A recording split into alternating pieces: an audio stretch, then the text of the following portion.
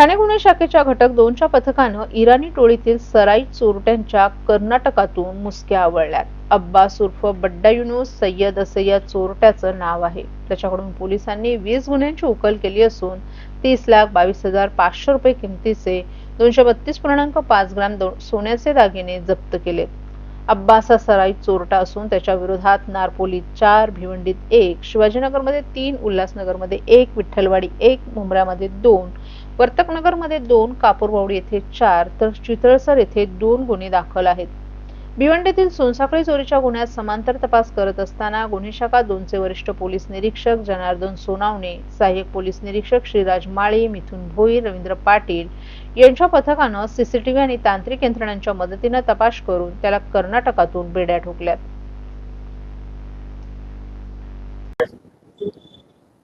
Narpoli police Thane येथे सोनसाखळी चोरी chain स्नॅचिंगचा गुन्हा दाखल होता।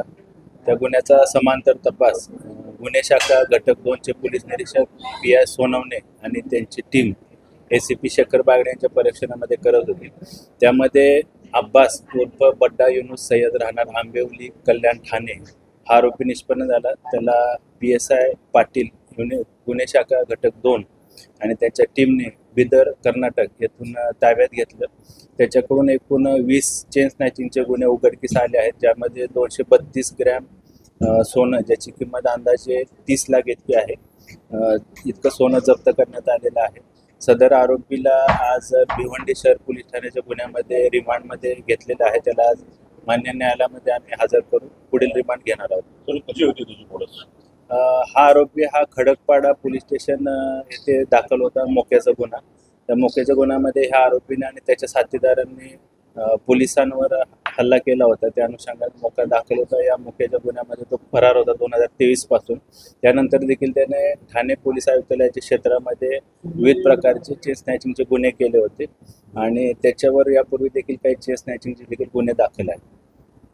सर, यामध्ये अजून काही आरोपी सापडतील का येत्या काळात आणि कशा प्रकारे तपास सुरू आणि कशा प्रकारे जे आहे चोरी करायचं, म्हणजे बाईकवरनं केली जायची, घरातला घरफोडी करून केली जायची?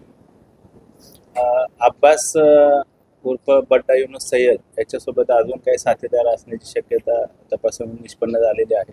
त्याचबरोबर त्यानं सोनसाखळी चोरी किंवा चेन स्नॅचिंगच्या गुन्ह्यामध्ये जे सोनं चोरलेलं आहे ते कुठल्या ज्वेलर्सला विकलेलं आहे किंवा अजून कोण त्याचे साथीदार या गुन्ह्यामध्ये सामील आहेत का, त्या अनुषंगाने गुन्हे शाखा घटक 2चं पथक अधिक तपास करत आहे।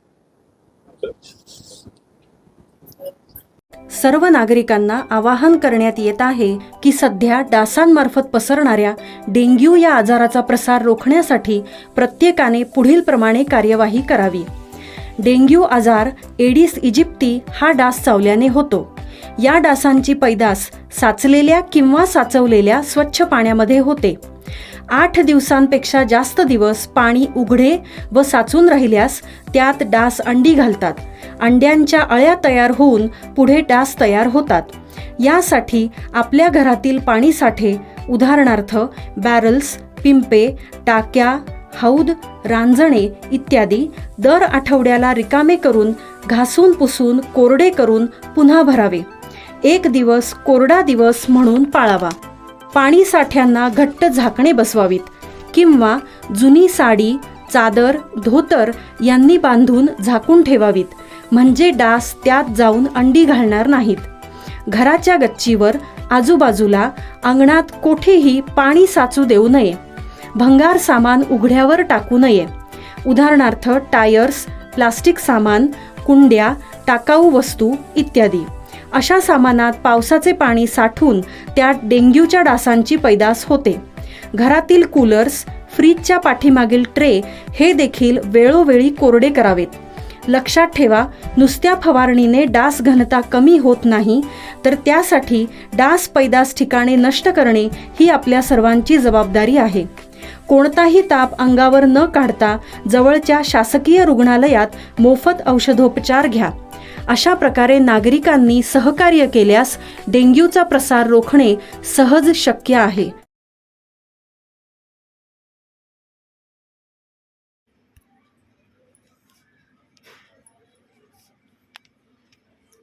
ठाणे महापालिका निवडणुकांच्या रणधुमाळीत बंडखोरांचा ताप टाळण्यासाठी शिवसेनेनं घोषणापत्राची मात्रा आणली आहे. महापालिका निवडणुकीसाठी इच्छुकांच्या उमेदवारी अर्जात विशेष घोषणापत्र जोडण्यात आले. यामध्ये उमेदवाराला पक्षादेश मानणं बंधनकारक असल्याचं नमूद केले. पक्षानं ठरवून दिलेल्या उमेदवाराला प्रामाणिकपणे निवडून आणण्यासाठी कटिबद्ध राहीन अशी प्रतिज्ञा संबंधित इच्छुकांना देण्यात आली आहे. त्यामुळे ऐन निवडणुकीत बंडखोरांना रोखण्यासाठी असलेला पर्याय सध्या चर्चेत आहे.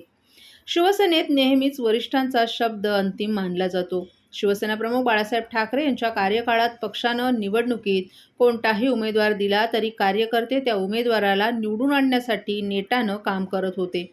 मात्र 2022मध्ये शिवसेनेत उभी फूट पडली. एकनाथ शिंदे यांच्यासह आमदार आणि खासदार यांनी बंडाचं निशाण फडकावलं होतं. त्यानंतर शिवसेनेत प्रतिज्ञापत्र, शपथपत्र या संकल्पना समोर आल्या होत्या. आता थेट महापालिका निवडणुकीत इच्छुक असणाऱ्या उमेदवारांच्या इच्छुक पत्रात घोषणापत्र लिहून घेतलं जात आहे. बुधवारी टेंभीनाका येथील आनंद आश्रमात इच्छुक पत्र स्वीकारण्यासाठी शिवसेनेतील माजी नगरसेवक, पदाधिकारी आणि कार्यकर्त्यांनीही गर्दी केली होती. या इच्छुक पत्रात संबंधितांच्या वैयक्तिक माहितीसह प्रभागाच्या स्थितीची माहिती नोंदवण्यात येणार आहे. तसंच इतर पक्षातून आलेल्या इच्छुकांना आधीच्या राजकीय पक्षातील जबाबदारी, सामाजिक कार्याची माहिती देणं बंधनकारक आहे. विशेष म्हणजे गुन्हेगारी प्रवृत्तीच्या इच्छुकांवरील गुन्ह्याची नोंद या पत्रात करण्यात आली आहे. याआधी कधीही अशा पद्धतीनं उमेदवारांचं इच्छुक पत्र घेतल्याची माहिती शिवसेनेच्या निवडणूक विभागाचे महाराष्ट्र राज्य समन्वयक अनिल भोर यांनी दिली आहे. झालेली आहे आणि जे जे इच्छुक आहेत ते जी काही प्रोसिजर आहे त्या प्रोसिजरनुसार पक्षाकडे इच्छुकांचा फॉर्म घेण्याची प्रक्रिया सुरू झाली.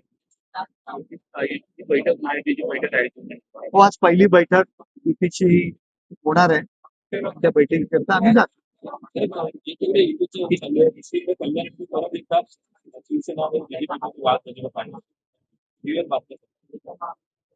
मला नाही वाटत कुठे काही वाद आहे.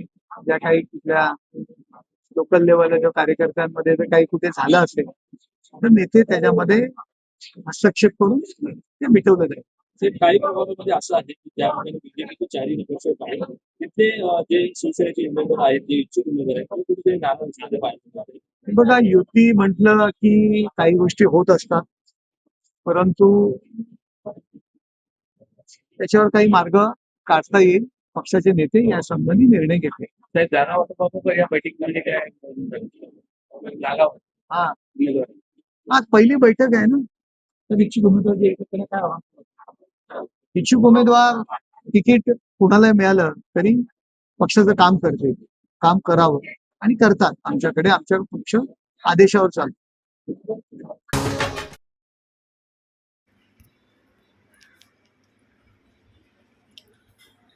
शिंदे सेना आणि भाजपमध्ये पार पडलेल्या युतीच्या पहिल्याच बैठकीत दोन्ही पक्षांकडून 110 जागांवर विजयाचा दावा करण्यात आलाय. भाजपच्या कार्यालयात दोन्ही पक्षांच्या समन्वय समितीची बैठक बुधवारी झाली. महायुतीच्या घटक असलेल्या अजित पवार गटाला मात्र बैठकीला पाचारण केलं नव्हतं. ठाण्यात शिंदे सेनेकडे जास्त माजी नगरसेवक असल्यानं त्यांनी जागा वाटपात योग्य तो सन्मान राखावा अशी अपेक्षा भाजपच्या नेत्यांनी व्यक्त केली आहे. पुढील बैठकीत शिंदे सेना जागा वाटपाचा प्रस्ताव देईल. ठाणे महापालिका निवडणुकीत 110हून अधिक जागांवर विजय मिळेल आणि महायुतीचा भगवा फडकेल. महापौर महायुतीचाच बसेल असा दावाही दोन्ही पक्षांनी केलाय. या बैठकीत शिंदे सेनेचे खासदार नरेश मस्के, महिला आघाडीच्या प्रमुख मीनाक्षी शिंदे, राम रेपाळे आणि पूर्वेश सरनाईकही उपस्थित होते. तर भाजपकडून आमदार संजय केळकर, निरंजन डावखरे, शहर अध्यक्ष संदीप लेले आणि संजय वाघोले आदी पदाधिकारी उपस्थित होते. सव्वा तास चाललेल्या या बैठकीत महायुतीचे अधिक नगरसेवक कसे निवडून येतील याबाबतच्या रणनीतीवर चर्चा झाली. बंडखोरी टाळण्याकरिता दोन्ही पक्षांनी कसोशीने प्रयत्न करावे आणि अधिकृत उमेदवारांच्या विजयाकरिता संयुक्तपणे प्रयत्न करण्याचा निर्धार करण्यात आला. ठाण्यात शिंदे सेनेकडे अधिक संख्येनं माजी नगरसेवक असल्यानं सिटिंग गेटिंग फॉर्म्युल्यानुसार ते जास्त जागांवर दावा करतील. मात्र जागा वाटपात भाजपचा योग्य तो सन्मान राखावा अशी मागणी भाजपनं केली आहे. पहिल्यांदा निवडणूक झाली. आता 8 वर्ष म्हणजे डोक्यावरून बरंच काही गेलेलं आहे. 9व्या वर्षामध्ये ही निवडणूक सामोरी आलेली आहे आणि त्याच्यामुळे अनेक गोष्टी बदललेल्या आहेत, परिस्थिती बदललेली आहे. भारतीय जनता पार्टीने तर आधीच इच्छुकांचे फॉर्म जे आहेत ते घेतलेले होते, ते 550-600च्या घरात आहेत. परंतु ज्या वेळेला एका स्तरावर, वरच्या स्तरावर महायुती करायचा निर्णय होतो, तर त्याच्या अनुषंगाने पार्टीला त्याप्रमाणे कार्यकर्त्यांना जो निर्णय होईल त्याला सामोरं जायला लागतं, त्यांना कन्व्हिन्स करायला लागतं. एक मात्र आहे की भारतीय जनता पार्टीच्या कार्यकर्त्यांना किंवा आम्हालाही हे वाटणं स्वाभाविक आहे की युती ही सन्मानपूर्वकच झाली पाहिजे आणि त्या दृष्टीने आजच्या बैठकीच्या माध्यमातून ही आमची वाटचाल सुरू आहे. 50-50 फॉर्म्युला आहे का? नाही, फॉर्म्युला असा ठरलेला नाही. निवडून येण्याचा फॉर्म्युला जो आहे तो आम्ही समोर ठेवलेला आहे आणि मला वाटते त्या दिशेने ती सकारात्मक चर्चा जी आहे ती पूर्ण होईल. आता दोन्ही पक्षांचे महापौर कोणाचा? महायुतीचा महापौर होईल. पण महायुतीमध्ये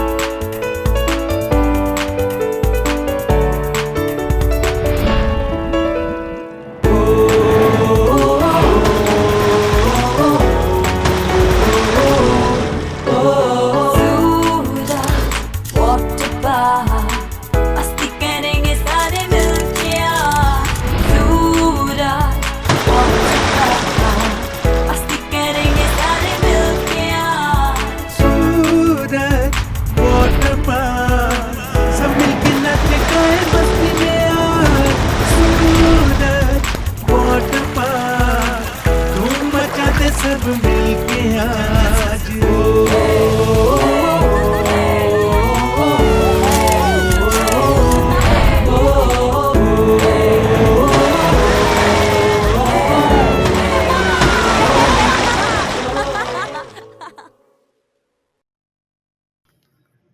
महानगर गॅसची वाहिनी टाकत असताना ठाण्याला पाणीपुरवठा करणाऱ्या जुन्या जलवाहिनीला भगदाड पाडण्यात आले. ठेकेदाराच्या हलगर्जीपणामुळे ही जलवाहिनी फुटली असून यामुळे ठाण्यात कृत्रिम पाणी टंचाई निर्माण झाली आहे.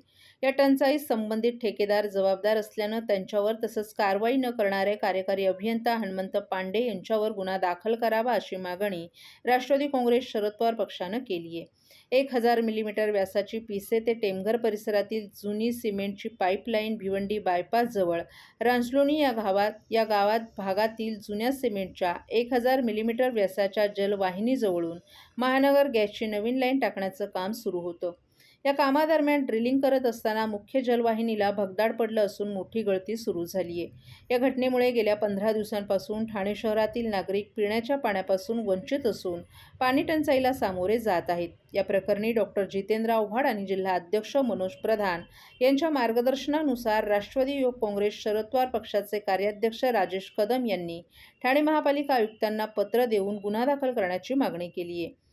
ही घटना घडून 15 दिवस उलटले तरी संबंधित ठेकेदारावर अद्याप कोणताही गुन्हा दाखल करण्यात आला नाही किंवा ठोस कारवाई झाली नसल्याचं राजेश कदम यांनी सांगितलं. या प्रकरणात तात्काळ लक्ष घालून जलवाहिनीची दुरुस्ती युद्धपातळीवर पूर्ण करावी, तसंच ज्या कंत्राटदाराच्या निष्काळजीपणामुळे ही हानी झाली आहे त्यांच्यावर कायदेशीर कारवाई करून दंडात्मक पावलं उचलावीत. त्याचसोबत अजून कंत्राटदारावर गुन्हा दाखल करण्यास विलंब करणाऱ्या आणि जलवाहिनीतून होणाऱ्या पाणीचोरीला पाठीशी घालणारे कार्यकारी अभियंता हनुमंत पांडे यांच्यावर निलंबनाची कारवाई करून त्यांच्यावरही गुन्हा दाखल करावा अशी त्यांनी मागणी केली आहे. काँग्रेस पक्ष हा नेहमीच ठाणेकरांच्या समस्यांसाठी भांडत असतो. आज आपल्याला माहिती असेल की ठाणेकर गेले काही दिवस टँकरने पाणी पुरवठा आपली पाण्याची मागणी पूर्ण करून घेत होते. गेले काही दिवसांपासून टँकर माफियांनी दर वाढवलेली, आता अशी परिस्थिती की अक्षरशः टँकर उपलब्ध नाहीयेत.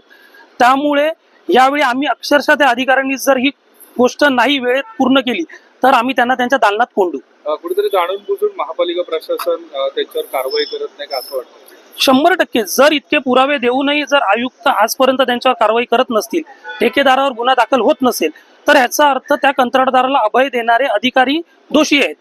त्यामध्ये काही लागेबंदे असू शकतात. 100% लागेबंदे असू शकतात. कारण सर्वात महत्वाची गोष्ट, आज तिथे जी दुरुस्तीचं काम सुरू आहे ते काम ठाणे महानगरपालिका करते, महानगर गॅसच्या माध्यमातून होतंय की त्या कंत्राटदाराकडून हा खर्च वसूल केला जातो. याबद्दल ठाणे महानगरपालिकेने आपल्याला कुठलीही स्पष्टता दिलेली नाहीये. हे का लपवू इच्छितात? हे ठाणेकरांपासून का लपवलं जाते? का ठाणे महापालिका जे आपले करदाते त्यांच्या खिशातून उधळपट्टी करणार आहेत का? त्यासाठी आम्ही तिथे शोध घेणार आणि जे दोषी अधिकारी आहेत त्यांना यावेळी आम्ही सोडणार नाही. जे काही काम होतंय ते लवकरात लवकर करा असं जेही सांगतायत. जे काही पैसे लागतील, निधी लागेल, तुम्ही तात्काळ उपलब्ध करून देतो असं देखील तिकडचे पाणी पुरवठा विभागाचे एक जेई आहे त्यांचं म्हणणं आहे. आमचं स्पष्ट मत आहे की जो महानगर गॅसचा जो कंत्राटदार याला दोषी आहे, नियमानुसार त्याच्या अटी शर्तींमध्ये याचा स्पष्ट उल्लेख असला पाहिजे की या गोष्टीला तो जबाबदार आहे, तर या गोष्टीचा जो काही संबंधित खर्च आहे तो त्याने करायला हवा. असे असताना महानगरपालिका जो ठाणेकरांच्या करातून या खर्चाची उधळपट्टी का करत आहे आणि त्याचबरोबर जर हे दुरुस्ती करत असेल तर अजूनही सातत्याने गळतीचे प्रकार समोर येत आहे. दुरुस्त झालेली अजून ठिकाणी गळती लक्षात येत आहे, तर मग हे नक्की प्रकार दुरुस्त का होत नाहीये? तुम्ही जो म्हणताय पांडे नामक जो अधिकारी आहे काय